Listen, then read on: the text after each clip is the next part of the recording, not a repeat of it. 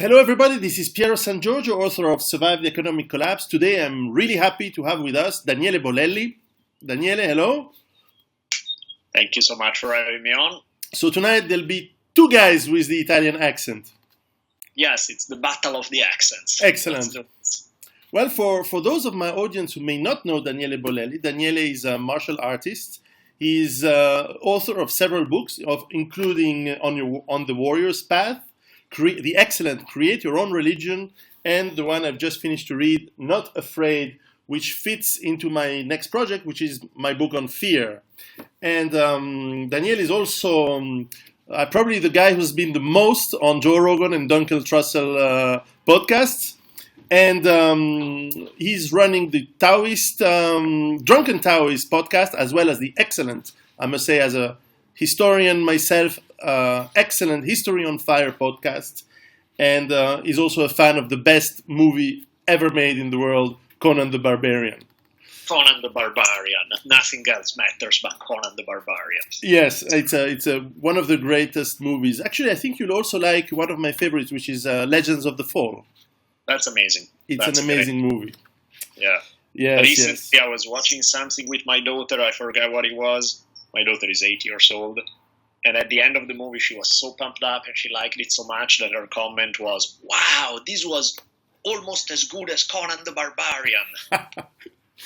Yeah, my 12-year-old son, I showed him Conan the Barbarian many times, but he was still a bit young the first time, and he saw the naked boobs of the actress, and when he was like 8, he was like, "But we shouldn't see boobs on TV." So I fear that he's going to be how do you say, one of those religious freaks that try to control other people on nudity, which is very different from his father. Anyway.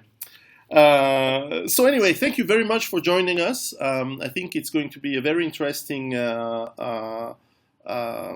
insight into your brain. I've listened to probably 40 to 50 hours of your podcast last week as I was preparing for this, and you have a very, I don't know if it's unique, but you have a very peculiar insight in fear. And perhaps my first question to you is, what's fear for you? I think what happens is anytime life is good, we don't want to lose anything. Unfortunately, we live in a universe where losing stuff is the norm. It's not an exception, it's the rule. Everything, that's why that's why the whole essence of Buddhism about the problem with attachment is that it inevitably makes you afraid, it inevitably brings suffering, because we live in a universe where we lose everything that we love. So those are the structural conditions of life. I didn't really sign up for it. I think it's horrible, but that's the reality of it all. So in that sense, every human being needs to confront fear. Well, whether you confront it or not, you're going to confront it anyway, whether you choose to or not, because every one of us is afraid of losing the stuff we care about. And if it's not stuff, maybe it's people. Or if it's not people, or even ourselves, the fact that our bodies grow old and get sick and die and all of that. So I think fear is sort of built in the very existential structure of life. Especially when we have good things, when we enjoy life, we definitely don't want it to change. And yet we know that it is going to change. Yes. Now, one of the paradox, and indeed we'll talk later about Tao and maybe Buddhism and Eastern philosophies, but one of the paradox is that you fear to lose indeed what you love, starting for yourself, the stuff that matters to you, your children, your the people you love around you, and at the same time you want to detach, and this is a paradox, right? Yeah, because the problem with a superficial reading of Buddhism is that preaching detachment is not a solution to the problem, because that's not the idea. I enjoy these things. I don't want to be detached from them. And so it's a very, very fine line between... I don't think non-attachment is possible. I think you're a freak. You're not really human if you're non-attached to the stuff you love. At the same time, if you have too much attachment, it's a recipe for ruin. It's a recipe for suffering. So to be able to enjoy things without that desire for them to last forever, which is an extremely difficult thing to do because it's the nature of things that when we have fun, we want that fun to last over and over and over again. So to be able to very much live in the moment, to enjoy things for the now, love them right now, understanding that tomorrow is a whole different ballgame and this particular situation, this particular interaction may never repeat itself, and that's just the nature of the game. In your Not Afraid book, you have an amazing last chapter. I must say that all the book is really good, and every chapter is very, and of course you tell a very intimate and very touching story over the whole book.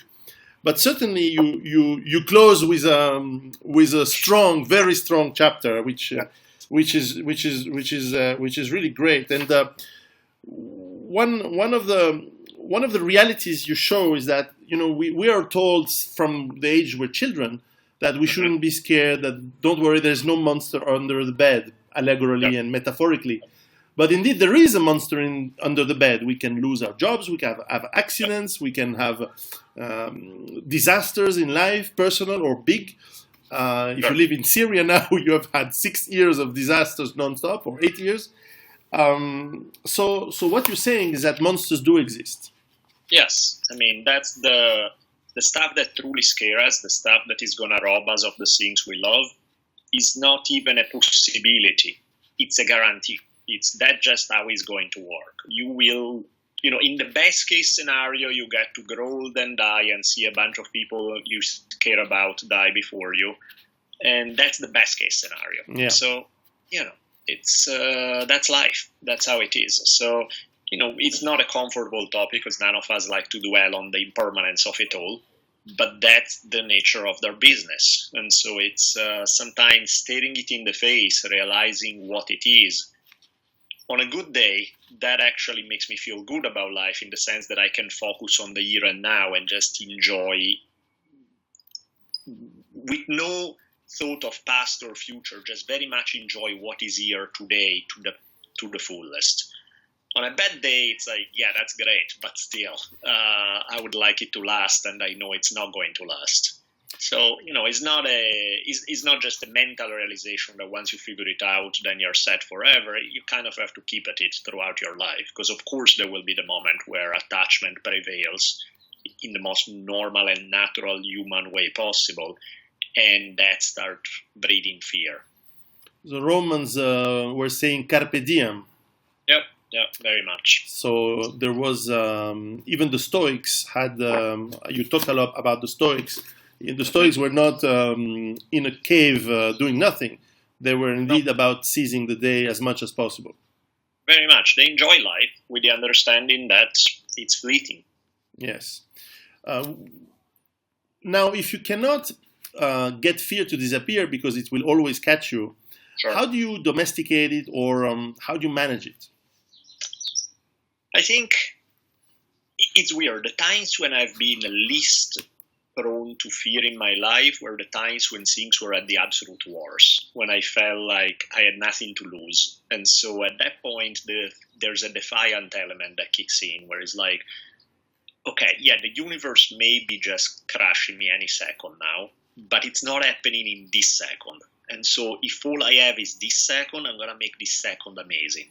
So bring on the wine and say yes to everything. You know what I mean? It's like, I'm going to enjoy life here and now in spite of it all. That makes you feel really good. There's a sense of defiance of like, yes, I can control the ultimate conditions of life. I can't really control much at all, but I can control how I'm going to feel 1 second from now. And then there's another second, and then there's another, and just playing it, reducing the range of what you're focused on, because the more the focus expands, the less you control and the more you realize you are prey to a bunch of events. When you bring it down to this very moment, that's when we gain more power. I see. Your experience in martial arts, which you also relate in your books, gives a lot of insights, and I can relate, even if I never did professional fights, of course. Martial arts get you to be in front of someone who wants to detach your head from your body. Yep. So you have to face your fear at some point. So you believe in facing situation where you have to react and you have to manage fear right there, right now. Yeah, which is weird because I've seen people who are considerably braver than me in a lot of situations, but the people who are as prone to fear as I am tend not to step up, and the ones that do step up tend not to be as scared. So I'm in a weird paradox where I feel like I'm the toughest wimp on the planet.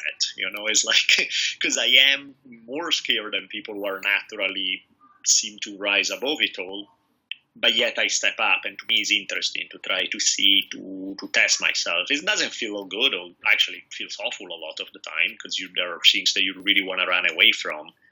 But have that moment where you test where you're at, where you get a gut check of like, okay, can I still do what needs to be done, where everything is breaking down, where my inner voice is saying, run away, quick, just go home and hug your teddy bear kind of thing. That to me is interesting, because it's like anything else, right? It toughens you up. I see. Well, for sure, the life and martial arts gets you a mix of the intellectual fear or the real fear when you see someone who's bigger than you, but at the same time it teaches you, and certainly I can relate for at least for what I do. Sistema, we spend half the lessons every half the training time, at least 1.5 hours, to breathe and manage our physiology, manage the heart rate, the not to shake and these things. What's your experience from managing, starting with your thoughts to manage your physiology? I think it's really like when you come to a place of non-attachment to the outcome, and you put the emphasis on, like, for example, in a match, you're focusing on fighting to the utmost best of your ability. It's not about winning or losing, because winning or losing, the reality is you don't fully control it. Depending on who your opponent is, it doesn't matter how well prepared you are. If your opponent is the greatest fighter in the world, you still lose. So if you stress about outcome, you do know that you control it to a point, but then you start getting this anxiety of, oh, what if that guy does this? What if this happens? What if... Focusing instead on yourself, on win or lose is in the hands of the gods, so to speak. Win or lose is dependent on 10,000 other things. But one thing that I do have control on is how I'm going to step up, how I'm going to fight, my half of the equation in this story. And focusing on that instead, rather than the final outcome, tend to alleviate fear, because that's one thing that you do have control on, whereas outcome you don't. I see. And how did you get into the Eastern philosophy? Because your podcast is called the Drunken Taoist, which maybe we'll go to that. But before even starting to the drunken part, the Taoist part, how did you get to those philosophies? I don't know. I think I was exposed to it as a kid. I forget how or why. I think I started reading books by Alan Watts, who did a job kind of polarizing philosophy for Western audiences. And it resonated with me, made a lot of sense. A lot of those concepts was like, yeah, of course, that's just exactly how life is. So reading some Zen, some Taoism, it clicked. It was one of those cultural influences that very much clicked for me early on. And so it sort of became a huge part of how I see life. And to me, it's not a matter of having to study Taoism or Zen, or it's not a matter of fate. It's a matter of, that's kind of the recognition of how the universe works. Whether you want to call it Zen or Tao or whatever, even if you know nothing about Taoism, you may be applying those principles already, because they are the principles on which life is based. I'm going to read that. That's my next big philosophical chunk. I finished with Nietzsche. Now we'll move to Tao, to Tao Te Ching. The tricky thing about Taoism is that if you read the Tao Te Ching, the main Taoist book, it can be translated in many, many, many different ways, because it's ancient Chinese that doesn't have punctuation. So a lot depends on the skill of the translator. it's a short book. It's like 81 poems, so you can read it in 2 hours and be done. So what I like is reading several versions, because each one gives a very different flavor. Now, some of them, you pick up one copy, you start taking a look, and you're like, this is crap, I hate this stuff. And the first copy of the Tao Te Ching I read was like that. I was like, none of this stuff makes sense. This is stupid, and I don't like it. Others made perfect sense, and they click right away, and I really like them. So I think it's a good idea to take a look at a few out there, see even just the first 2 or 3 chapters, really short, just take a look what resonate, what sound like, okay, this is clicking with me. I see. So then, what's a Drunken Tao is about? Yeah, the drunken part is, I think, like, there's always in, like, old Chinese movie the figure of the old drunken master who looks like an old guy who like wine a bit too much, and yet somehow in ways that seem to defy all logic seem to be more effective than the young, tough, muscular challenger.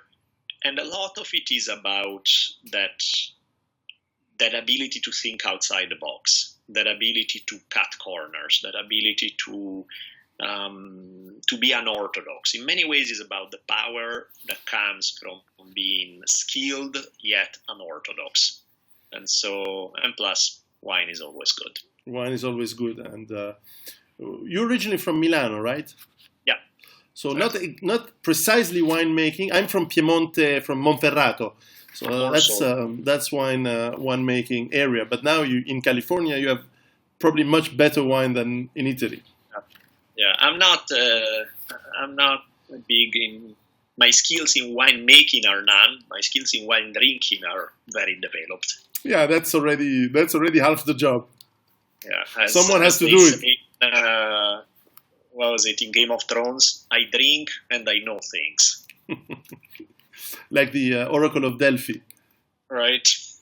Now look, as I told you before we started, I write books about survival, and I'm lucky my books are sold, are bestsellers. I sell 100,000 of them every year, and but my challenge is this: I try to get people to think about the future, saying, bad things will happen or may happen, so get ready, physically, mentally, materialistically as well, because no one wants to just be in the path of things you can avoid, if you can avoid them, right?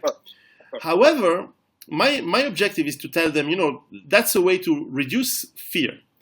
And people who usually read my books or prepare usually do it with a lot of fear. And I don't know if you probably know of all the things that may happen in today's world, peak oil, the supply chains being very fragile, etc., including natural catastrophes. If there's a problem, you live in Los Angeles, there's no water, so it's a bad place in case of collapses and problems. However, if you're fearful, you're going to make mistakes. You're going to act like a stupid guy, and you're going to do the mistakes which will put you and your family into deep problem. I don't know, what's your awareness and ideas about all these movement, prepping, survivalism, etc., etc.? Have you ever thought about that? I mean, I think you're right. There is a very tricky line there between preparation and paranoia. And while one is important and essential, the other ones are robbing you of the quality of life right here, right now, before there's any disaster or problem or anything else. So it is one of those fine lines where it's not a matter of this or that, you should choose this path or the other. It is you need both, but you need the right balance, and that's not exactly easy to achieve.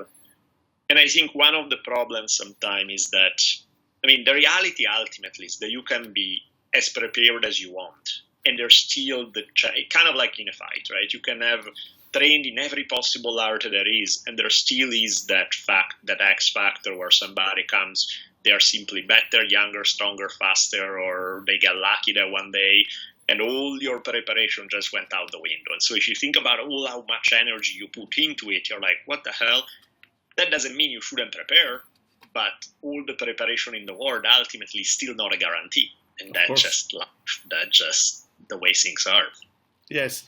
I'll give you an example. I have a friend of mine who many years ago said, okay, I'm not going to stay in France because it's going down, and I'm going to buy some land in eastern Ukraine where there's nothing happening and it's very cheap and it's nice, and now there's a war there. Of course. So bad luck, bad strategy in that case. Yeah, no, totally. I think it's one of the problems that, I mean, the problems that we face are so many and so wide that you can do a lot and it's still not enough sometimes. You know, it's like, okay, where do you get your food? Do you have a reliable source of where you can get food not from a supermarket, where you can grow your own? Well, that's not exactly an easy thing to do in today's world, in modern society. And that's just one of 100 parts that you should worry about. So it's obviously a tricky business. It is. Remind me. I will send you one of my books after that, so that you'll be able to get scared on reading it. Sound good. But indeed, that's the trick with fear. Paranoia is when you imagine. Well, actually, technically, when you imagine that people do something especially for you. Yes. But even without going too far into paranoia, if you're just into too much fear, you're right. You destroy your life right now for something that is hypothetical in the future. Exactly. And now, of course, people like me may say at this point, well, look at the Roman Empire. At some point, it did collapse. And, shit does happen, and sometimes you have geopolitical shit that runs into you. So, especially since you know history and you know that collapses of civilization is the norm, and unfortunately history is full of violence, and I've studied myself the 30-year war in Germany, which is a horrible war. It's like Syria with ISIS for 30 years, everywhere in Germany. And people eating people, killing women with babies. I mean, the horrible stuff. And so when you are in situations that are bad, we come back to my original question about the paradox, right?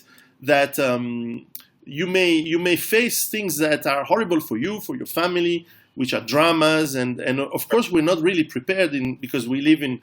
You and I and the people that are going to listen to us have had lives so far which have been very comfortable in nice countries, in Italy, in France, in the US, where bad things like that are not the norm. In fact, crime is decreasing to some extent, and in fact, society is perhaps it's more anxious, but the data shows that it's getting a little bit better year on year.